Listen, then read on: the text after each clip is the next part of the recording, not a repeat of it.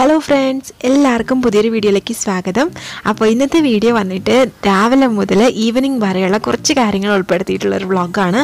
ഇതിനകത്ത് തന്നെ നമ്മൾ കുറച്ച് ഹെൽത്തി ആയിട്ടുള്ള റെസിപ്പീസും ഇൻക്ലൂഡ് ചെയ്തിട്ടുണ്ട്. അപ്പോൾ നമുക്ക് വീഡിയോയിലേക്ക് പോകാം. കഴിഞ്ഞ വീഡിയോ കണ്ടിട്ടുള്ള ആൾക്കാർക്ക് അറിയായിരിക്കും, ഞാൻ അതിനകത്തൊരു പാൻ കേക്കിൻ്റെ വീഡിയോ കാണിച്ചിട്ടുണ്ടായിരുന്നു. പക്ഷേ അതിൻ്റെ ഡീറ്റെയിൽ റെസിപ്പി ഒന്നും ഇട്ടിട്ടുണ്ടായിരുന്നില്ല. അപ്പോൾ അതിൻ്റെ റെസിപ്പിയാണിത്. ഒരു 6 ടേബിൾ സ്പൂൺ അളവിൽ ഓട്സ് എടുക്കുക. ഓട്സ് എടുത്തതിന് ശേഷം 6 ടേബിൾ സ്പൂൺ ഓട്സിന് 2 ടേബിൾ സ്പൂൺ അളവിൽ ഗോതമ്പ് പൊടി എടുക്കുക. എന്നിട്ട് ഇതിനകത്തേക്ക് നമ്മളൊരു 8 or 10 കാഷ്യൂ നട്ട്സ് ഇടുക. ഇനി ഇതിനകത്തേക്ക് മധുരത്തിന് വേണ്ടിയിട്ട് ഒരു 3 ഡേറ്റ്സ്, അത് നിങ്ങളുടെ മധുരത്തിനനുസരിച്ച് കുറയ്ക്കും കൂട്ടൊക്കെ ചെയ്യാം കേട്ടോ. അപ്പോൾ 3 ഡേറ്റ്സ് ഇടുക. എന്നിട്ട് ഇതെല്ലാം കൂടെ നന്നായിട്ടൊന്ന് പൊടിച്ചെടുക്കുക. അതായത് ഇപ്പോൾ പൊടിച്ച് വന്നിട്ടുണ്ട്. ഇനി ഇതിനകത്തേക്ക് നമ്മൾ പഴമാണ് ചേർക്കുന്നത്. ഇപ്പോൾ നിങ്ങളുടെ കയ്യിലുള്ള ഏത് പഴമാണോ അത് ചേർക്കാം. ഇപ്പോൾ എൻ്റെ കയ്യിൽ റോബസ്റ്റ പഴം ഉള്ളതുകൊണ്ട് ഞാൻ അത് ചേർക്കുകയാണ്. നിങ്ങളുടെ കയ്യിൽ ചെറുപഴമോ അല്ലെങ്കിൽ ഏത്തപ്പഴമോ അങ്ങനെ ഏതാണെന്ന് വെച്ചാൽ ചേർക്കുക. ഇനി ഇതിനകത്തേക്ക് ഒരു മുട്ട ചേർക്കുക. ഇപ്പോൾ നമ്മളൊരു 4 പേരുടെ അളവിലാണ് ഇത് ഉണ്ടാക്കുന്നതെങ്കിൽ ഒരു 2 മുട്ട വരെ എടുക്കുക. അപ്പോൾ ഇനി ഇതിനകത്തേക്ക് നമ്മൾ പാലാണ് ചേർക്കുന്നത്. അതും ഒരുപാട് പാലൊന്നും വേണ്ട, കുറച്ച് ഇതുപോലെ ഒരു തിക്കായിട്ടുള്ള ബാറ്ററാണ് വേണ്ടത്. അപ്പോൾ അതനുസരിച്ച് നമ്മൾ പാല് ചേർക്കുക. ഇനി നമുക്ക് ചുട്ടെടുക്കുകയാണ്. ചുട്ടെടുക്കുമ്പോൾ എന്ന് വെച്ച് കഴിഞ്ഞാൽ തീ ഏറ്റവും കുറഞ്ഞ തീയിൽ വെക്കണം. കൂട്ടിയിട്ടോ മീഡിയത്തിലോ ഒന്നും ഇടരുത്, ഏറ്റവും കുറച്ച് തീയിലിടണം. നമ്മൾ ദോശയൊക്കെ ഉണ്ടാക്കുന്ന പോലെ നന്നായിട്ട് കനം കുറച്ചിട്ടല്ല ഇത് ഉണ്ടാക്കേണ്ടത്, കുറച്ച് കട്ടിയിൽ ഉണ്ടാക്കണം. ഞാനിപ്പോൾ 2 തവിയുടെ അളവിലാണ് എടുക്കുന്നത്. കാരണം അത് നല്ല കട്ടിയിലിരുന്നാലേ അത് കഴിക്കുമ്പോൾ നല്ല സോഫ്റ്റായിട്ട് നല്ലൊരു കേക്ക് കഴിക്കുന്ന ഫീൽ നമുക്ക് കിട്ടുള്ളൂ. അപ്പോൾ അതുകൊണ്ട് പ്രത്യേകം ശ്രദ്ധിക്കുക, നല്ല കട്ടിയിൽ തന്നെ ചുട്ടെടുക്കാൻ നോക്കുക.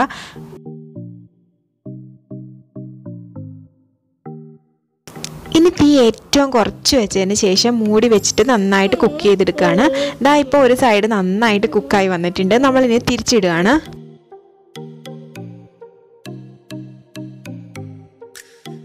തിരിച്ചിട്ട ശേഷവും അതുപോലെ തന്നെ തീ കുറച്ച് വെച്ച് നന്നായിട്ട് വേവിച്ചെടുക്കുകയാണ്. നമ്മളിത് ഇത്തിരി കനത്തിലുണ്ടാക്കുന്നതുകൊണ്ട് തന്നെ ഇത് കുക്ക് ചെയ്ത് കുറച്ച് നേരം വെന്ത് വരാൻ കുറച്ച് സമയം എടുക്കും. അപ്പോൾ അതുകൊണ്ട് അതനുസരിച്ച് നിങ്ങൾ വേവിച്ചെടുക്കുക. പിന്നെ എനിക്ക് വേണ്ടിയിട്ട് ഞാനൊരു സ്മൂത്തിയാണ് ഉണ്ടാക്കുന്നത്. അപ്പോൾ അതിന് വേണ്ടിയിട്ട് 2 ടേബിൾ സ്പൂൺ അളവിൽ ഓട്സ് എടുക്കുന്നുണ്ട്. പിന്നെ മധുരത്തിന് ആവശ്യത്തിന് ഡേറ്റ്സ് ആണ് എടുക്കുന്നത്. 2 ഡേറ്റ്സ് എടുക്കുന്നുണ്ട്. അപ്പോൾ നിങ്ങൾക്ക് മധുരം കൂടുതലാണെന്നുണ്ടെങ്കിൽ അതനുസരിച്ച് കൂട്ടുക.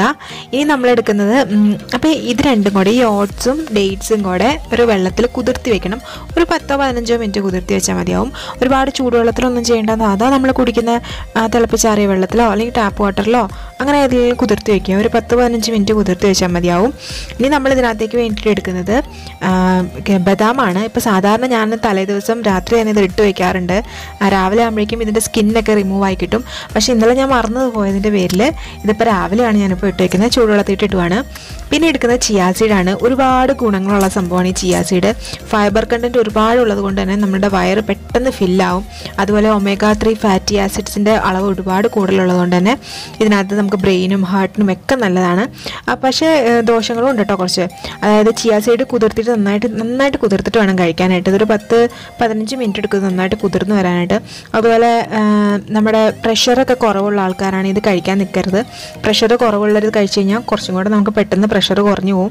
അങ്ങനെ കുറച്ച് ഗുണങ്ങളും ഉണ്ട്, അതുപോലെ തന്നെ അതിന് സൈഡ് എഫക്റ്റുകളും ഉണ്ട്. അപ്പോൾ അത് നിങ്ങൾ ജസ്റ്റ് ഒന്ന് ഗൂഗിൾ ചെയ്ത് നോക്കിയാൽ മതി, ഒരുപാട് വിവരങ്ങൾ അറിയാൻ കഴിയും. പിന്നെ ഈ സ്മൂത്തിയിലേക്ക് വേണ്ടിയിട്ട് നിങ്ങൾക്ക് ഇഷ്ടമുള്ള ഫ്രൂട്ട്സ് ഏതാണെന്ന് വെച്ചെടുക്കുക. നിങ്ങളുടെ കയ്യിൽ ഏതാണോ ഉള്ളത് അതെടുക്കുക. ഇപ്പം ഞാനിവിടെ സ്ട്രോബെറിയും ബനാനയാണ് എടുക്കുന്നത്. ഞാൻ സാധാരണ ഇങ്ങനെ ഫ്രൂട്ട്സ് മേടിക്കുമ്പോൾ കുറച്ച് അധികമായിട്ട് മേടിക്കാറുണ്ട്. എപ്പോഴും ഷോപ്പിൽ പോകണ്ടല്ലോ, അപ്പോൾ അതുകൊണ്ട് കുറച്ച് അധികം മേടിച്ച് വെക്കാറുണ്ട്. സാധാരണ ഞാനിത് മേടിച്ച് വെക്കുമ്പോൾ ഒരു 3 ദിവസം കൊണ്ട് തന്നെ അത് പെട്ടെന്ന് ഇങ്ങനെ ചീത്തയായി പോകാറുണ്ട്. അപ്പോൾ ഇതിൻ്റെ ഒരു ഐഡിയ കിട്ടിയതാണ്. ഇതുപോലെ ആ ഞെട്ടിൻ്റെ ഭാഗം കട്ട് ചെയ്ത് കളഞ്ഞിട്ട് ഇതുപോലെ ടിഷ്യൂ പേപ്പറിൽ ഇട്ട് വെച്ച് കഴിഞ്ഞാൽ ഒരാഴ്ച വരെ നമുക്ക് ഒരു കുഴപ്പമില്ലാണ്ട് കിട്ടും.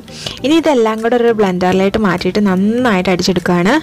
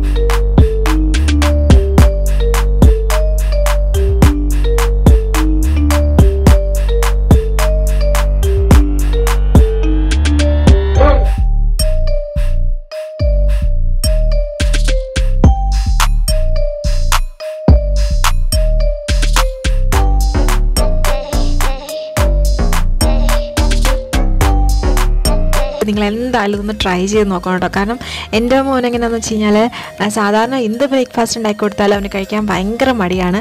അപ്പോൾ ഇത് ഉണ്ടാക്കി കൊടുത്തതിന് ശേഷം അവന് നന്നായിട്ട് ഇവനൊരു 1.5 വയസ്സുള്ളപ്പോൾ തൊട്ട് ഞാനിത് കൊടുക്കാൻ തുടങ്ങിയതാണ്. 1.5 വയസ്സ് തൊട്ടേ അവന് ഭയങ്കര ഇഷ്ടമുള്ള സംഭവമാണ്. അപ്പോൾ നിങ്ങൾ കുട്ടികൾക്ക് ഒന്ന് കൊടുത്തു നോക്കൂ കേട്ടോ, അവർക്ക് എന്തായാലും ഇഷ്ടപ്പെടും. ബ്രേക്ക്ഫാസ്റ്റ് എല്ലാം കഴിച്ച ശേഷം ഞാനും മോനും കൂടെ കുറച്ച് നേരം ഇരുന്ന് വർത്താനം പറയുകയോ കളിക്കുകയൊക്കെ ചെയ്യാറുണ്ട്. അപ്പോൾ ഇന്നതാ ഈ ബുക്ക്സ് ഞാൻ കാണിച്ചു തരാം. ഭയങ്കര നല്ല ബുക്സാട്ടോ ഇത്. നാട്ടിൽ നിന്ന് വന്നപ്പോൾ ഞാൻ കൊണ്ടുവന്നതാണിത്. ഞങ്ങൾ നാട്ടിൽ വെച്ച് ആമസോൺ വഴി മേടിച്ചതാണ്. സൂപ്പർ ബുക്കാണ്. നമുക്ക് കുട്ടികൾക്കൊക്കെ എല്ലാം കാണിച്ചു കൊടുക്കാൻ എന്താ ഷേപ്സും കാര്യങ്ങളൊക്കെ ഉണ്ട്. ഇതിൻ്റെ തന്നെ ഒരുപാട് വെറൈറ്റി ഉണ്ട്. ഷേപ്സിൻ്റെ ബുക്ക് ഉണ്ട്, അനിമൽസിൻ്റെ ബുക്സ് ഉണ്ട്, അതുപോലെ വേർഡ്സിൻ്റെ ബുക്ക് ഉണ്ട്, ഓപ്പോസിറ്റിൻ്റെ ബുക്ക് ഉണ്ട്. അങ്ങനെ ഒരുപാട് കാര്യങ്ങൾ നമുക്ക് കുട്ടികൾക്ക് ഇതുപോലെ പറഞ്ഞു കൊടുക്കാൻ പറ്റും. അപ്പോൾ ഇങ്ങനത്തെ ഒരു ബുക്ക് മേടിക്കുകയാണെങ്കിൽ പെട്ടെന്ന് അങ്ങനെ ചീത്തയായി പോകില്ല. അത്യാവശ്യം നല്ല കട്ടിയുള്ള പേപ്പർ ആയതുകൊണ്ട് തന്നെ കുട്ടികൾക്ക് അങ്ങനെ കീറിക്കളയാനൊന്നും പറ്റില്ല. അതുപോലെ ഇത് അബൌട്ട് മീ എന്നുള്ളൊരു ബുക്കാണ്. ഇതിനകത്ത് അവരുടെ ബോഡി പാർട്സും കാര്യങ്ങളെല്ലാം നമുക്ക് പഠിപ്പിച്ചു കൊടുക്കാൻ പറ്റും. ഇത് ഞാൻ ഒരു 2 വയസ്സുള്ളപ്പോൾ തൊട്ട് ഇവന് ഇത് കാണിച്ചു കൊടുക്കണം. ഇവന് മോന് ഭയങ്കര ഇഷ്ടമാണ്. TV അധികം വെച്ച് കൊടുക്കാണ്ട് ഇതുപോലത്തെ ബുക്സൊക്കെ ഞാൻ കാണിച്ചു കൊടുക്കുന്നുണ്ട്. അവന് ബുക്ക് ഭയങ്കര ഇഷ്ടമാണ്. അതുപോലെ ഇതുപോലെ സ്റ്റോറി ബുക്സ് ഉണ്ട്. ഒരു ക്യാറ്റിൻ്റെ, ഡോഗിൻ്റെ, അതുപോലെ എയ്റോപ്ലെയിൻ്റെ, അങ്ങനെ ഓരോ സ്റ്റോറി ബുക്സ് ഉണ്ട്. ഇതിങ്ങനെ ഈ നമ്മുടെ ഒരു 3 വയസ്സ്, എൻ്റെ മോനിപ്പോൾ 3 വയസ്സായിട്ടുണ്ട്. അവന് ഈ ഒരു സ്റ്റേജിൽ ഇപ്പോൾ ഈ ഒരു ബുക്സൊക്കെ ഭയങ്കര ഇഷ്ടമാണ്. പിന്നെ ഇതെന്ന് പറഞ്ഞു കഴിഞ്ഞാൽ സ്റ്റോറി ബുക്സാണ്. ഇപ്പോൾ അവന് ഞാനിത് മേടിക്കുന്ന സമയത്ത് ഒരു 2-2.5 വയസ്സുള്ളപ്പോൾ മേടിച്ചതല്ലോ. ആ സമയത്ത് ഇതുപോലത്തെ ബുക്കൊന്നും ഇഷ്ടമുണ്ടായിരുന്നില്ല. ഇത്രയും സ്റ്റോറി ബുക്കൊന്നും ഇഷ്ടമുണ്ടായില്ല. ക്യാറ്റിൻ്റെ ഒക്കെ ആയിരുന്നു ഇഷ്ടം. പക്ഷെ ഇപ്പോൾ ഇതുപോലെ ഈ കുറുക്കൻ്റെയും അങ്ങനത്തെ കഥകളൊക്കെ കേൾക്കാൻ നല്ല ഇഷ്ടമാണ്. അപ്പം നിങ്ങൾ കുട്ടികൾക്ക് ബുക്കൊന്നും മേടിച്ച് കൊടുത്ത് നോക്കൂട്ടോ. ഇത് നന്നായിട്ട് ഇഷ്ടപ്പെടും കുട്ടികൾക്ക്.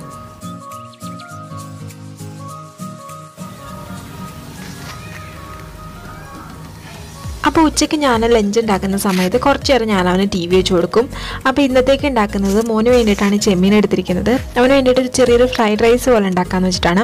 എന്ന് വെച്ചാൽ ബസ്മതി റൈസ് വെച്ചിട്ടൊന്നും അല്ല കേട്ടോ, സാധാ നമ്മൾ ചോറിന് വേണ്ടിയിട്ട് ഉണ്ടാക്കുന്ന സാധാ ചോറില്ലേ, വെള്ളേരി, അത് വെച്ചിട്ടുള്ള ഒരു ഫ്രൈഡ് റൈസാണ്.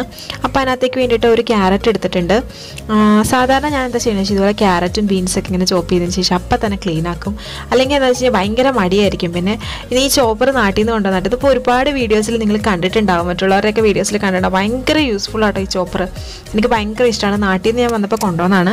ഇവിടെ മേടിക്കാനൊക്കെ കിട്ടും ഈ ചോപ്പർ കേട്ടോ. പക്ഷെ നല്ല യൂസ്ഫുൾ ആട്ടോ ഈ സംഭവം. നമുക്കൊരു എന്താ പറയുക, 1-2 സെക്കൻഡ് കൊണ്ട് തന്നെ നമ്മുടെ എല്ലാ സംഭവങ്ങളും അരിഞ്ഞെടുക്കാം.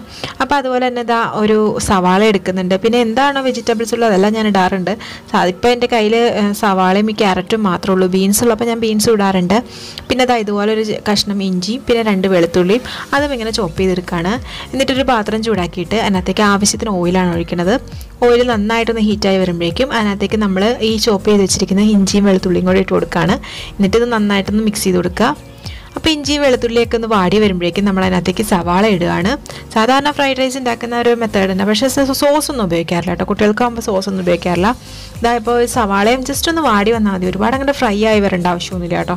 ചെറുതായിട്ടൊന്ന് വാടി വരുമ്പോൾ തന്നെ മഞ്ഞളും മുളകും പിന്നെ ഉപ്പും കൂടെ ചേർത്ത് വെച്ചിരിക്കുന്ന ചെമ്മീൻ ഉണ്ടായിരുന്നു, അതും കൂടി ഇട്ടിട്ട് നന്നായിട്ടൊന്ന് ഇളക്കി കൊടുക്കുവാണ്.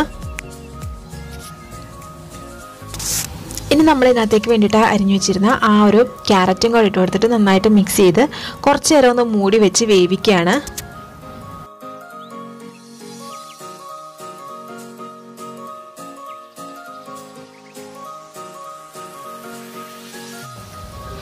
എനിക്ക് വേണ്ടിയിട്ട് ഞാൻ ഉച്ചയ്ക്ക് ഉണ്ടാക്കുന്ന ഒരു റാഗിയുടെ ദോശയാണ്. അപ്പോൾ ഇതിനകത്തേക്ക് വേണ്ടിയിട്ട് 2 ടേബിൾ സ്പൂൺ അളവിൽ ഗോതമ്പ് പൊടി എടുക്കുന്നുണ്ട്. പിന്നെ അതുപോലെ തന്നെ 2 ടേബിൾ സ്പൂൺ അളവിൽ റാഗി. ഇപ്പം നിങ്ങൾക്ക് റാഗിയുടെ ടേസ്റ്റ് മാത്രം മതി എന്നുണ്ടെങ്കിൽ 4 ടേബിൾ സ്പൂൺ റാഗി എടുത്താൽ മതിയാവും കേട്ടോ. അപ്പോൾ ഞാൻ പകുതിയാണ് എടുക്കാറ്. ഇനി ഇതിനകത്തേക്ക് ചേർക്കുന്നതെന്ന് വെച്ച് കഴിഞ്ഞാൽ ആവശ്യത്തിന് ഉപ്പിടുന്നുണ്ട്. അതുപോലെ തന്നെ കുറച്ചൊരു ഗാർലിക് ഫ്ലേവർ കിട്ടാൻ വേണ്ടിയിട്ട് ഗാർലിക് പൗഡർ ചേർക്കുന്നുണ്ട്. അപ്പം നിങ്ങളുടെ കയ്യിൽ ഗാർലിക് പൗഡർ ഇല്ലാന്നുണ്ടെങ്കിൽ നമുക്ക് ഗാർലിക് ചെറുതായിട്ട്, വെളുത്തുള്ളി ചെറുതായിട്ട് ചതച്ചത് ചേർത്താലും മതിയാവും.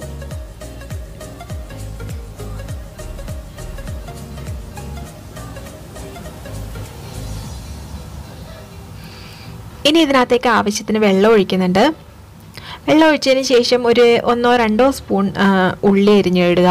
പിന്നെ ഞാൻ സാധാരണ ഇതിനകത്തേക്ക് ക്യാപ്സിക്കം ഇടാറുണ്ട്. ഇപ്പം എൻ്റെ കയ്യിൽ ക്യാപ്സിക്കം ഇല്ലാത്ത കാരണം ഞാനത് ഇടുന്നില്ല. ഉണ്ടെന്നുണ്ടെങ്കിൽ നിങ്ങൾ ഇട്ടുകൊടുത്ത് നല്ല ടേസ്റ്റ് ആയിരിക്കും കേട്ടോ ക്യാപ്സിക്കം കൂടെ. പിന്നെ അതിനകത്തേക്ക് കുറച്ച് ചതച്ച വറ്റൽമുളക് ചേർക്കുന്നുണ്ട്. പിന്നെ അത്യാവശ്യം ഒറിഗാനോയുടെ ഫ്ലേവർ എനിക്ക് ഭയങ്കര ഇഷ്ടമുള്ളതുകൊണ്ട് ഒറിഗാനോ കുറച്ച് ചേർത്ത് കൊടുക്കുന്നുണ്ട്. അപ്പോൾ ഇതെന്ന് വെച്ച് കഴിഞ്ഞാൽ നമ്മളുടെ ഒരു ടേസ്റ്റ് അനുസരിച്ച് നമുക്ക് ഉണ്ടാക്കി കൊടുക്കും. ഇപ്പം നിങ്ങൾക്ക് വേണമെങ്കിൽ മല്ലിയിലയോ പുതിനയിലയോ ഒക്കെ ഉണ്ടെങ്കിൽ അത് ചേർത്ത് കൊടുക്കും. ഇപ്പോൾ എൻ്റെ കയ്യിൽ അതൊന്നും ഇല്ലാത്തതിൻ്റെ പേരിൽ ഞാൻ കുറച്ച് റോസ്മേരിയുടെ ഡ്രൈ ആയിട്ടുള്ള റോസ്മേരിയുടെ ഇതിട്ട് കൊടുക്കുന്നുണ്ട്. എന്നിട്ട് നന്നായിട്ട് മിക്സ് ചെയ്ത് കൊടുക്കുകയാണ്. അപ്പോൾ നിങ്ങളുടെ കയ്യിൽ കറി ലീഫ് ഉണ്ടെങ്കിൽ അത് ചേർത്ത് കൊടുക്കാം. അതുപോലെ കൊറിയാൻഡർ ലീഫ് ഉണ്ടെങ്കിൽ അത് ചേർത്ത് കൊടുക്കാം. അത് നമ്മളുടെ ആ ഒരു ടേസ്റ്റിനനുസരിച്ച് ചേർത്ത് കൊടുക്കാം. ഇപ്പോൾ ഇതൊന്നും ഇല്ലെന്നുണ്ടെങ്കിലും പ്ലെയിൻ ആയിട്ട് ഉണ്ടാക്കിയാലും നല്ലത് തന്നെ കേട്ടോ. അപ്പോൾ അത് ആ ഫ്രൈഡ് റൈസിലേക്ക് ഞാനൊരു എഗ്ഗും കൂടെ പൊട്ടിച്ചെടുക്കുന്നുണ്ട്. ഇനി ഇത് നന്നായിട്ടൊന്ന് ചിക്കി എടുക്കുകയാണ്. പിന്നെ മുട്ടയിലേക്ക് ആവശ്യത്തിനുള്ള ഉപ്പും കുരുമുളക് പൊടിയും കൂടെ ചേർത്ത് കൊടുക്കുക.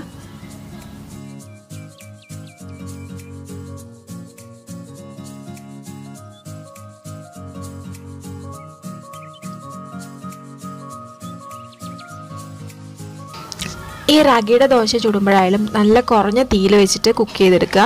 കുറഞ്ഞ തീയിൽ വെച്ചിട്ട് ഒരു സൈഡ് മുരിഞ്ഞ് കഴിയുമ്പോഴേക്കും നമ്മൾ അടുത്ത സൈഡ് തിരിച്ചിട്ട് കൊടുക്കുക.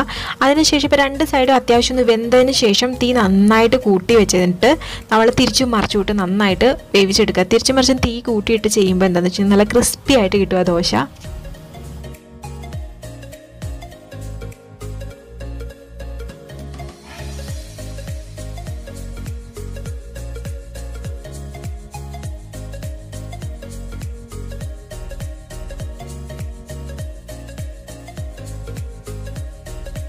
അപ്പോൾ അത് ആ ദോശയും റെഡി ആയിട്ടുണ്ട്. അപ്പോൾ ഞാൻ ഇതിനകത്തേക്ക് വേണ്ടിയിട്ട് എടുക്കുന്നത് ഒരു തക്കാളി കറിയാണ്. ഇത് ഞാൻ തലേദിവസം ഉണ്ടാക്കി വെച്ചാട്ടോ, ഇന്നലെ ഉണ്ടാക്കി വെച്ചൊരു കറിയായിരുന്നു. അപ്പോൾ അതും കൂടെ കൂട്ടിയിട്ടാണ് കഴിക്കുന്നത്.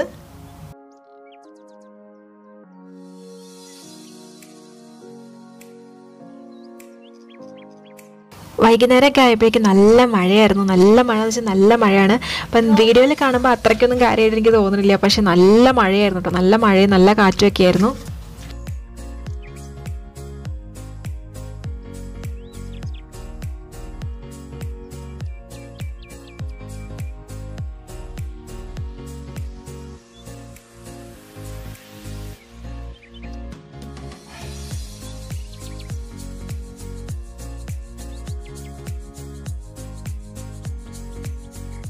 വൈകുന്നേരം ആയപ്പോഴേക്കും നല്ല മഴയായിരുന്നു. അപ്പോൾ ഞാൻ വിചാരിച്ചു ചൂടോടെ എന്തെങ്കിലും കഴിക്കാമെന്ന്. അപ്പോൾ ഹസ്ബൻഡ് വരാനുള്ള സമയമായിരുന്നു. അപ്പോൾ ഞാൻ വൈകുന്നേരത്തേക്ക് വേണ്ടിയിട്ട് നല്ലൊരു അസൽ ഉള്ളിവട ഉണ്ടാക്കിയിട്ടുണ്ടായിരുന്നു. ഈ ഉള്ളിവടയുടെ റെസിപ്പി ഞാൻ നേരത്തെ തന്നെ ഈ ചാനൽ അപ്ലോഡ് ചെയ്തിട്ടുണ്ട്. അപ്പോൾ ആർക്കെങ്കിലും വേണമെന്നുണ്ടെങ്കിൽ ഞാൻ ഡിസ്ക്രിപ്ഷൻ ബോക്സിൽ ലിങ്ക് കൊടുക്കാം. ജസ്റ്റ് ഒന്ന് ചെക്ക് ചെയ്തോളൂ കേട്ടോ. പിന്നെ അതുപോലെ തന്നെ നമ്മൾ ഇതുപോലെ ഉള്ളിവട ഉണ്ടാക്കുന്ന സമയത്ത് നല്ല കനം കുറച്ചിട്ട് ഉണ്ടാക്കുകയാണെങ്കിൽ നമ്മുടെ വട നല്ല സൂപ്പർ ക്രിസ്പി ആയിട്ടുണ്ടാവും. അപ്പോൾ ഞാൻ ചാനലിൻ്റെ ഇത് ലിങ്ക് കൊടുത്തേക്കാം കേട്ടോ താഴെ. എൻ്റെ വേണമെന്നുണ്ടെങ്കിൽ നോക്കിക്കോളൂ.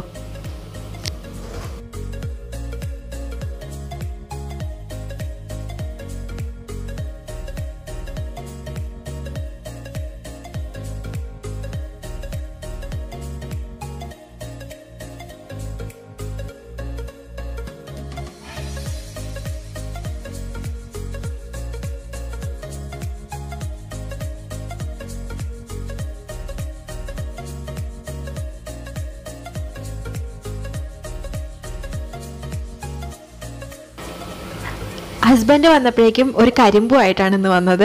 സൂപ്പർ ടേസ്റ്റാണ്. എനിക്ക് ഭയങ്കര ഇഷ്ടമുള്ളൊരു സാധനമാണ് കരിമ്പ്.